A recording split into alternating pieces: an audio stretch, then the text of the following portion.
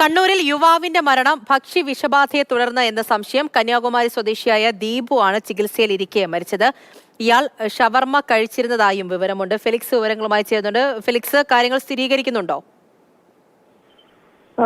ഇന്നലെയാണ് ദീപുവിനെ തലശ്ശേരി ജനറൽ ആശുപത്രിയിൽ നിന്നും ഈ ചില സംശയത്തെ തുടർന്ന് പരിയാരം മെഡിക്കൽ കോളേജ് ആശുപത്രിയിൽ പ്രവേശിപ്പിക്കുന്നത്. അങ്ങനെ ഇന്ന് ദീപുവിന്റെ മരണം സംഭവിക്കുകയും ചെയ്തു.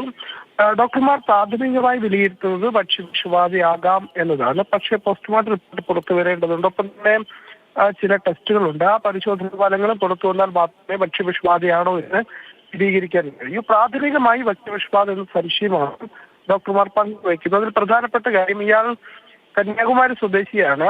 തലശ്ശേരിയിലാണ് ഇടനാൾ ഉണ്ടായിരുന്നത്. അവിടെ നിന്നും ഈ പറയുന്ന ഷവർമ്മ കഴിച്ചു എന്ന ഒരു കാര്യം ഇയാൾ മറ്റൊരാളോട് പറയുകയുണ്ടായി. അതിന്റെ അടിസ്ഥാനത്തിലാണ് ഇപ്പോഴത്തെ ഇയാൾക്കുണ്ടായിരുന്ന ആരോഗ്യസ്ഥിതിയും രോഗാവസ്ഥയും മനസ്സിലാക്കിക്കൊണ്ടാണ് ഭക്ഷ്യവിഷബാധ എന്ന സംശയത്തിലേക്ക് പോലീസ് എത്തിയിട്ടുള്ളത്. ഏതായാലും ഇത് എവിടെ നിന്ന് കഴിച്ചു എന്ന കാര്യത്തിൽ ഇപ്പോഴും ഒരു വ്യക്തതയില്ല.